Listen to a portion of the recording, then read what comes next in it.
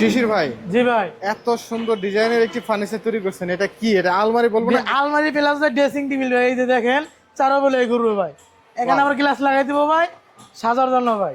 দারুণ ডিজাইনে করা, দেখতে পাচ্ছেন কত সুন্দর। এই পাশে ফুল রাখা যাবে, জি, আর জি। ওই পাশে কি রাখা যাবে? ওই পাশে এটা glass আলমারি রাখা ভাই, জি জি, এপিসোড গ্লাস হবে ভাই। এখানে এখানে আপনার পুরা সাজবে। যাবে। এখানে পুরাটাই মিরর থাকবে, জি জি, এখানে পুরা মিলে থাকবে। ড্রেসিং টেবিলের কাজটা হয়ে যাবে আর কি। জি জি, এই যে দেখেন এখানে ফুল দিয়ে অনেক কসমেটিক রাখতে পারবে। আর এটা আবার আলমারি ভাই, এটা এর ভিতরে আলমারি। এটা একটু খোলা যাবে? যে অবশ্যই খোলা যাবে ভাই। যে হ্যাঁ দেখেন, দেখতে পাচ্ছেন ভিতরেও কিন্তু সুন্দর সুন্দর সেলফ করা আছে। জি জি, এটা আলমারির কাজটা হয়ে যাবে আর কি। অবশ্যই ভাই, আলমারি প্লাস ড্রেসিং টেবিল। ভিতরে বাইরে পুরোটাই কি কাঠের?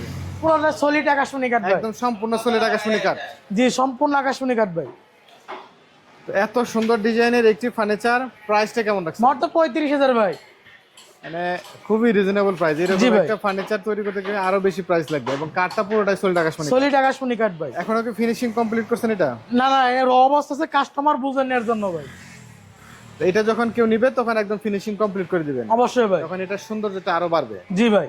তার এটা নিতে গেলে আপনার কি কি করতে হবে? ভাই এটা নিতে শুধু ফোন নাম্বার, আপনার যা ভোটার আইডি কার্ডের ফটোকপি দিলেই হবে ভাই। শুধু নাম, ঠিকানা, ফোন নাম্বার আর আইডি কার্ডের ছবি দিলে চলবে। জি ভাই। আর অগ্রিম একটা আমার লাগবে না ভাই।